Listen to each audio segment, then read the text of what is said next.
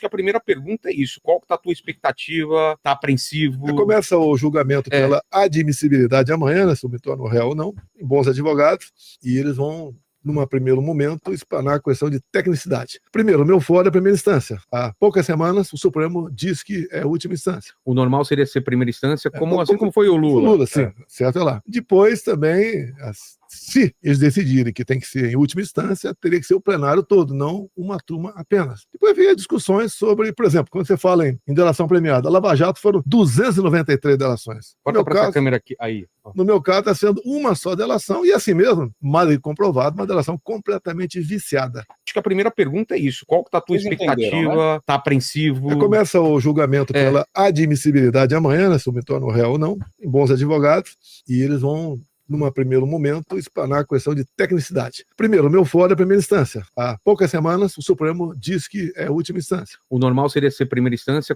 assim como foi o Lula. O Lula, sim, certo é lá. Depois também, se eles decidirem que tem que ser em última instância, teria que ser o plenário todo, não uma turma apenas. Depois vem as discussões sobre, por exemplo, quando você fala em delação premiada, a Lava Jato foram 293 delações. Corta para essa câmera aqui, aí. No meu caso, está sendo uma só delação, e assim mesmo, mal comprovado, uma delação completamente viciada. Você vê o que está acontecendo, e aí você pondera se é justo ou não.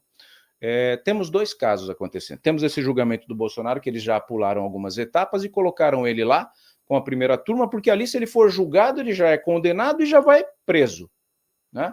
E o que ele questiona é, o Lula, ele foi julgado em 3 instâncias. Mesmo ele tendo ido lá na Globo, falado que não teve direito à defesa, né, contrariado pela Sônia Bride, o que ficou muito chato, por sinal, falou que não teve direito à defesa, né? O que era o Zanin, então, ali, falando com o Sérgio Moro? Não era a defesa dele, era só um amigo, agora o nosso querido ministro, que inclusive está no julgamento, né? Um dos 5 ministros que estão ali julgando o Jair Messias Bolsonaro para tornar ele réu, né? A tradução do YouTube pôs ali, vão decidir se vão me tornar réu, né? Mas é réu, né? Ele ainda não é réu.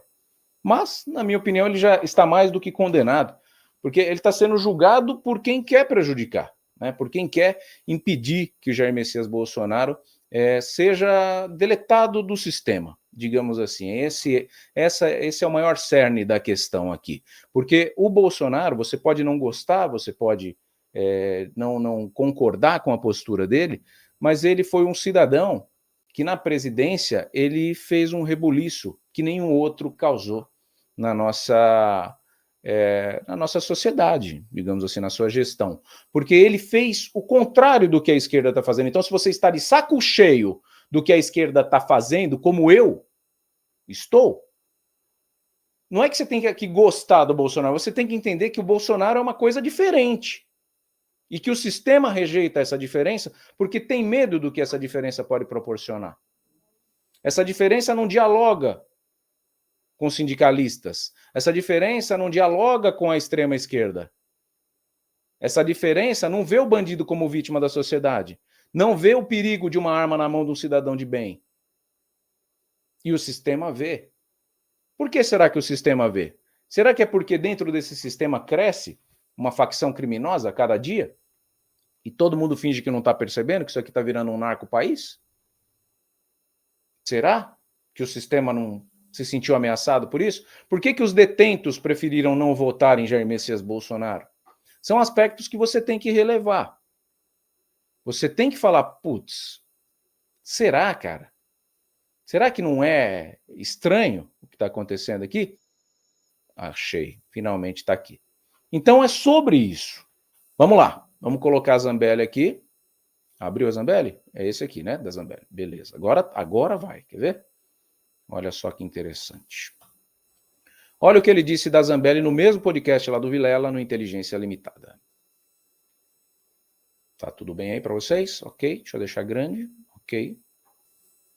Grande.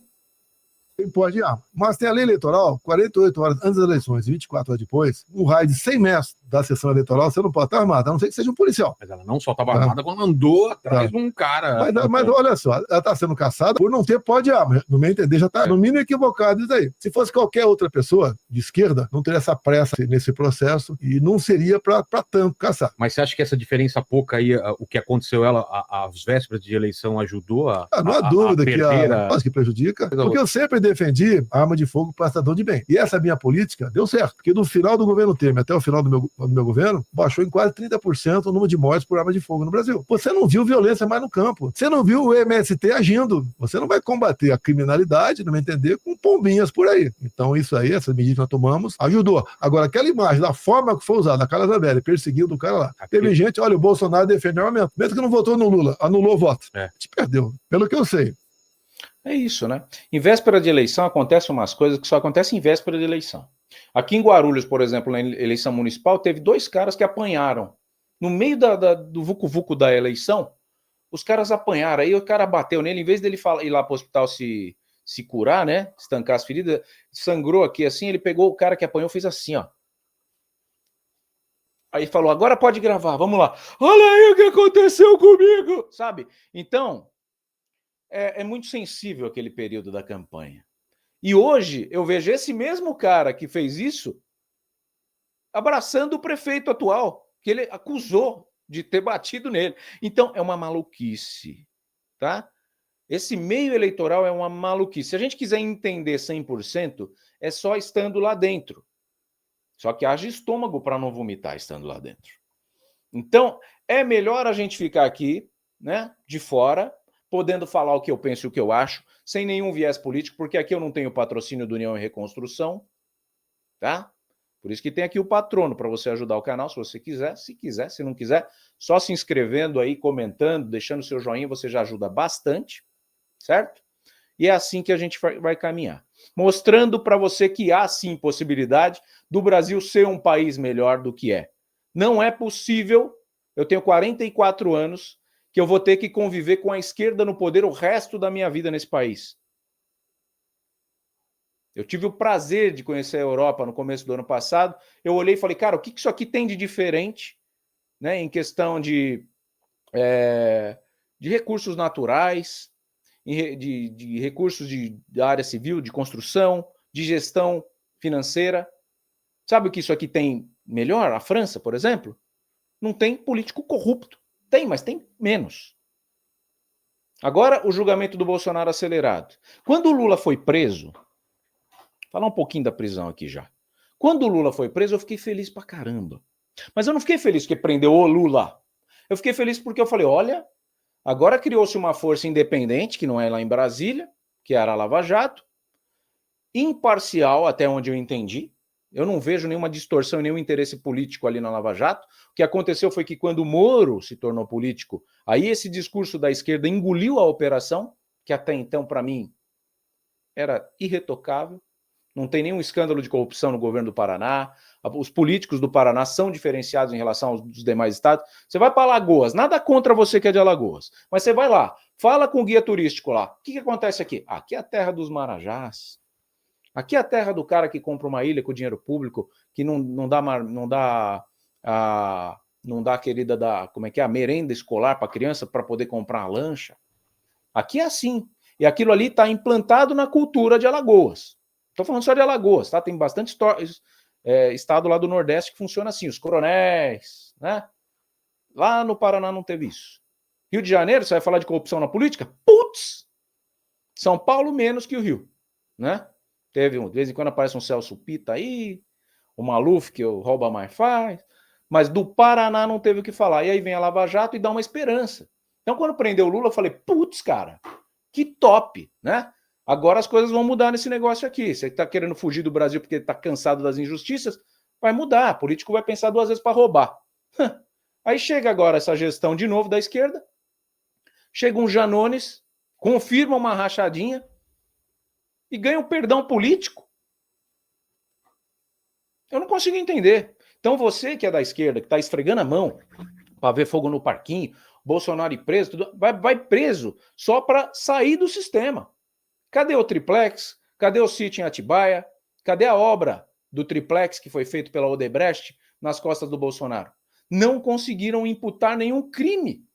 Ah, então vamos inventar um crime aqui que ele tentou dar um golpe político com um monte de gente brasileira indignado, com batom na mão, inclusive essa é uma outra questão que a gente vai trazer em live, e vamos colocar esse cara na cadeia. Mais ou menos isso que está acontecendo. Você concorda? Você que está aí no chat, está aqui o Erivaldo, ó, sem anistia. Beleza, você concorda em deixar a Débora presa por conta do batom lá na estátua do STF? Então, é isso. Então, aí tá certo o Brasil. Não vamos partir da esquerda e nem da direita. Vamos imaginar que você é a Débora. Você é a Débora. A sua mãe é a Débora. Ela tem filhos pequenos, mas vamos supor que seja a sua mãe. Se indignou, como eu me indignei, como você que está aqui no chat está indignado. Pegou um ônibus ou carro, sei lá o que ela pegou, que eu não estudei o caso da Débora. Só estou vendo a injustiça atual, mas vou estudar isso aqui ainda e vou trazer. Aí ela foi armada para Brasília. Armada com o quê? Com um batom. Eu não estou falando nem com um canetão, hein? Nem com um canetão. Que eu, quando era moleque, eu pichava atrás do ônibus, que moleque faz merda pra caramba, né? Então eu pichava com canetão atrás do ônibus, que eram os bancos de couro, né? A menina foi pichar com batom, porque ela não tinha nem a intenção de pichar. Ela tinha a intenção de estar bonita ali, se ajeitar, uma mulher, tem vaidade. E aí vai presa por 14 ou 17 anos, Mafê, me ajuda aí. 14 ou 17 é a condenação. É quase o tempo que a Richthofen ficou na cadeia porque matou os pais. Então vamos pensar, né? Não é possível. Querem pegar de bode expiatório essa turma que foi lá, vandalizar, ninguém é a favor de vandalismo aqui, mas aquilo, a febre, né? Hipnotizou pessoas, aí falam que teve infiltrado da esquerda ali, eu acredito. O G. Dias estava lá servindo água para quem entrou primeiro. Eu nunca vi uma invasão com aguinha. Eu nunca vi. 14 anos a Mafê coloca aqui. Mesmo assim, tá? Já está 2 anos preso. Com filho em casa, filho pequeno. Como que esses meninos vão pensar politicamente com a mãe tendo esse tipo de julgamento, esse tratamento, sendo tratada como um bode expiatório, para ninguém nunca mais ousar ir lá para Brasília com um batom para escrever na estátua do STF? Perdoe, né? Vamos ter noção, né? E é mais ou menos isso que está acontecendo nesse julgamento aí do STF.